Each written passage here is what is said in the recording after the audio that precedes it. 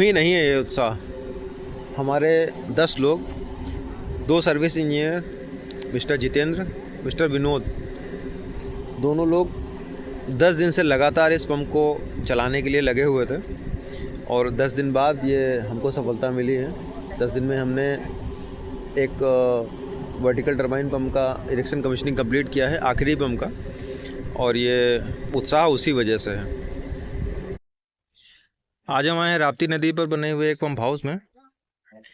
ये इसकी कैनाल है और ये इसका डिलीवरी टैंक है। इस डिलीवरी टैंक में 7 पंप की डिलीवरी का प्राविधान है। ऊपर ये एयर रिलीज वाल्व आपको दिखाई दे रहा है। जब पंप चलता है तो बैक साइड से जो एयर होती है वो पाइपलाइन को डैमेज ना करें, इसके लिए अरेंजमेंट किया जाता है।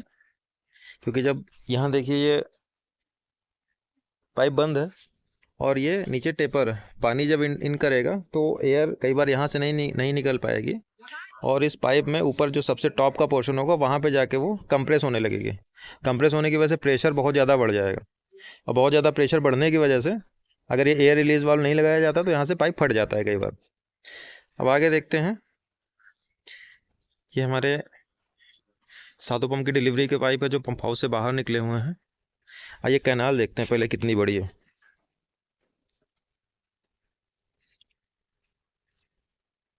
ये देखिए हम कैनाल के बीच में खड़े हैं। ये देखिए इस कैनाल से आसपास के लगभग 60 गांव के खेतों को पानी दिया जाता है और ये सारे पंप्स की पाइपलाइंस हैं जो डिलीवरी साइड के हैं। आइए चलते हैं पंप हाउस में अंदर, जहां पर हमारे पंप और बाकी सारा सामान लगा हुआ है। पंप हाउस में घुसते ही सबसे पहले हमारा एक पंप लगा हुआ है जो सबसे पहले इरेक्शन कमीशनिंग कंप्लीट की गई थी और ये पंप अभी वर्किंग कंडीशन में है।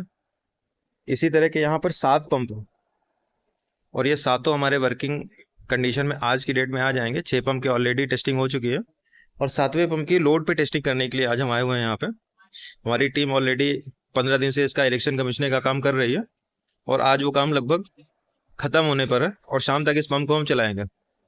तब तक हम बाकी चीजें देख लेते हैं। इसमें ये सबसे पहले तो इस पंप के बारे में देखते हैं। ऊपर ये जो मोटर लगी हुई है CA मोटर है, क्लोज्ड एयर सर्कुलेटिंग है। और ये देखिए इसमें मधुमक्खी के छत्ते जैसा जो प्रोविजन है ये एयर इनटेक और आउटलेट के लिए है। यहाँ पर कई सारी पाइपलाइन है। सबसे ऊपर जो थ्रस्ट असेंबली है, थ्रस्ट असेंबली को कूल करने के लिए पानी का यूज किया जाता है इसमें, बड़ी बेयरिंग को कूल करने के लिए। और इसके लिए वाटर इनलेट जो है तो फोर्स वाटर लुब्रिकेशन का अरेंजमेंट करते हैं। ये जो पाइपलाइन आपको दिखाई दे रही है, ये पाइप जो है ये पाइप वाटर इन के लिए है और ये वाला पाइप जो है ये पाइप वाटर आउट के लिए है। ये थ्रस्ट बेयरिंग में पानी यहाँ से जाता है और यहाँ से वापस आ जाता है। तो जब पंप रोटेट करता है तो उस कंडीशन में अंदर की जो हीट होती है, अंदर की हीट पानी अपने साथ में लेके उसको बाहर कर देता है ताकि बेयरिंग हमारी सेफ रहती है। और दूसरा, इस तरह के पंप्स में एक अरेंजमेंट करना पड़ता है लाइन शाफ्ट की कूलिंग के लिए। लाइन शाफ्ट की कूलिंग का जो पाइप का कनेक्शन है वो यहाँ से दिया जाता है और ये जो पानी है, ये जो पाइप है, इस पाइप का कनेक्शन भी आगे फोर्स वाटर लुब्रिकेशन से है। आइए आगे देखते हैं फोर्स वाटर लुब्रिकेशन का अरेंजमेंट क्या है यहाँ पर। ये हमारा APFC पैनल है जो कि पावर फैक्टर इंप्रूव करने के लिए लगाया जाता है। ये हमारे बाकी सारे पंप्स हैं। ये हमारी RTD BTD वाली केबल है, सॉरी ये हमारी वाट इसकी मोटर की हीटर वाली केबल है जो यहाँ से आई हुई है। RTD BTD की केबल हमारी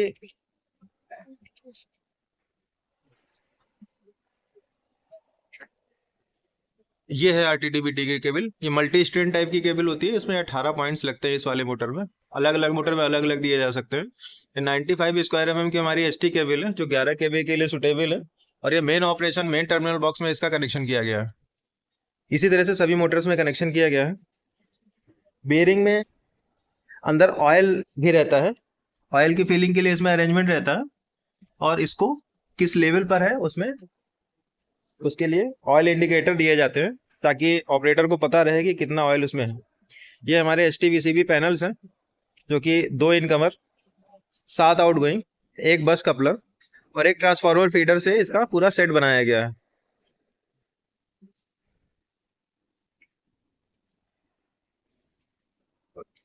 ये एलटी पैनल है नया।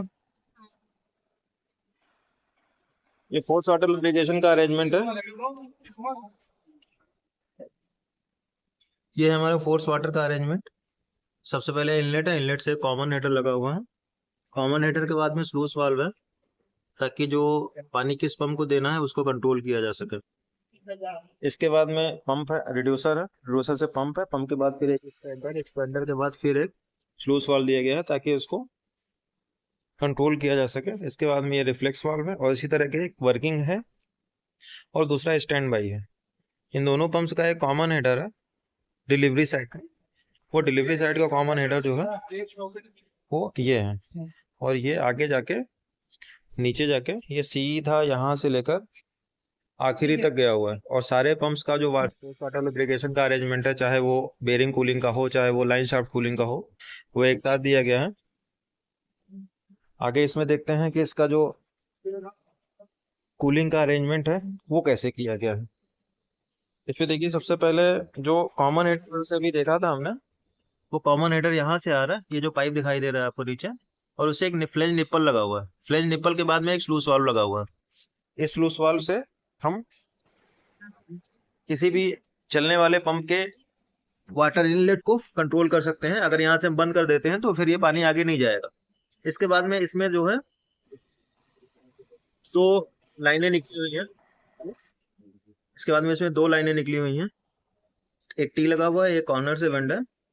पहली वाली जो लाइन है वो पतली लाइन है, 1.25 इंची की, और ये 1.25 इंची की जो पाइप लाइन है ये हमारे थ्रस्ट बियरिंग की कूलिंग के लिए यूज की जाएगी।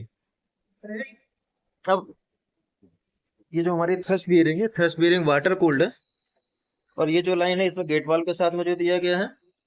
ये आगे थ्रस्ट बियरिंग का इनलेट है वाटर, और ये थ्रस्ट बियरिंग का वाटर आउटलेट है।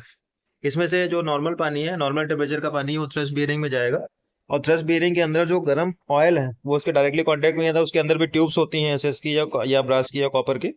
उन ट्यूब्स ट्यूब्स में से ठंडा पानी गुजरेगा, और जो ऑयल है, ऑयल बियरिंग की हीट कंज्यूम करेगा, बियरिंग की हीट को ऑयल अपने अंदर लेगा। तो एक तरह से हीट ट्रांसफर का एक छोटा सा एग्जाम्पल है। अंदर की हीट बाहर बाहर निकल जाती है। अब इस थ्रस्ट बियरिंग के बाद में दूसरा जो पाइप हमारा, ये लाइन शाफ्ट लुब्रिकेशन के लिए है। होता क्या है कि नदियों का पानी जो बहुत गंदा होता है, उस गंदे पानी की वजह से हमारी लाइन शाफ्ट चोक हो सकती है। उसमें बुशेज होते हैं बहुत सारे रबर के या ब्रास के, वो खराब हो सकते हैं।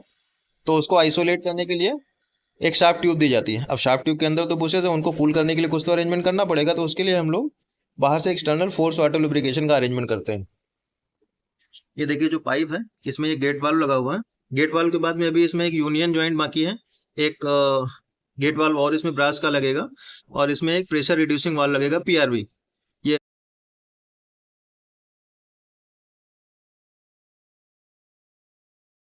बैक साइड में केबल है, एचटी केबल जो आई हुई है 11 केवी की, ये टर्मिनल बॉक्स में गई हुई है।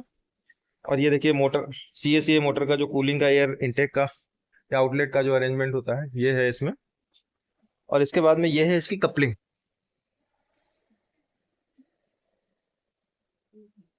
इस तरह से इसका फोर्स वाटर लुब्रिकेशन का अरेंजमेंट है।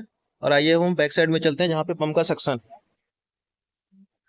ये सामने है हमारे राप्ती नदी। ये राप्ती नदी का इंटेक है,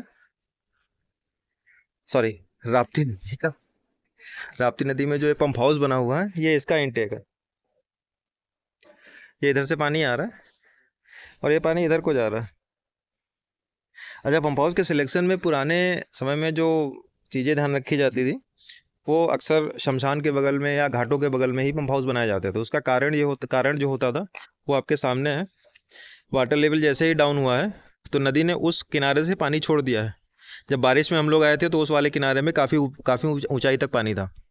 जैसे जैसे पानी घटता जाता है वैसे वैसे पानी उस किनारे को छोड़ के इस किनारे की तरफ कभी पानी ख़त्म नहीं होता। तो साल भर सिंचाई करने के लिए पानी यहाँ पे डिपार्टमेंट के पास उपलब्ध रहता है। अब इस पानी को कई बार पंप हाउस में घुसने से भी रोकना ज़रूरी होता है। उसके लिए यहाँ पर लगाए जाते हैं गेट। हर एक पंप के इनलेट और नदी के बीच में एक गेट लगे होते हैं। ये एक हैवी गेट जैसे हम लोग के घरों के दरवाजों पे होते हैं, वो खुलते हैं बंद होते हैं दूसरे तरीके से, हिंज जॉइंट उसमें लगे होते हैं। और ये जो गेट होते हैं ये स्लाइडिंग होते हैं, ये ऊपर से नीचे की तरफ। ये होती है इसकी पिन, एक इस साइड की पिन और ये दूसरे इस साइड की पिन। इन दोनों पिन को जब अंदर कर दिया जाएगा तो ये गेट जो है ये पूरा का पूरा गेट नीचे की तरफ चला जाएगा। और ये नीचे की तरफ गेट जाने के बाद में वाटर की जो एंट्री है पंप हाउस की तरफ उसको बंद कर देगा।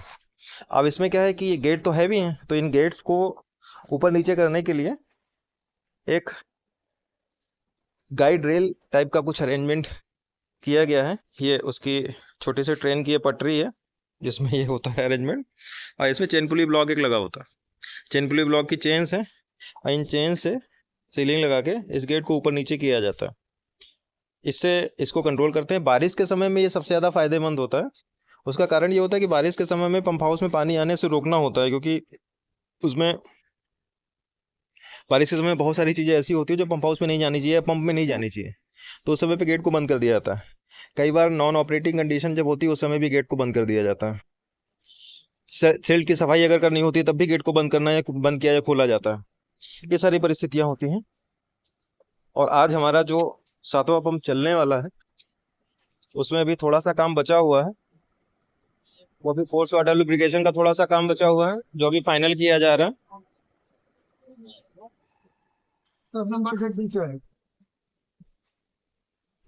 और नीचे जो है इसके डिलीवरी टी की वेल्डिंग चल रही है जो कि लगभग फाइनल स्टेज पे है।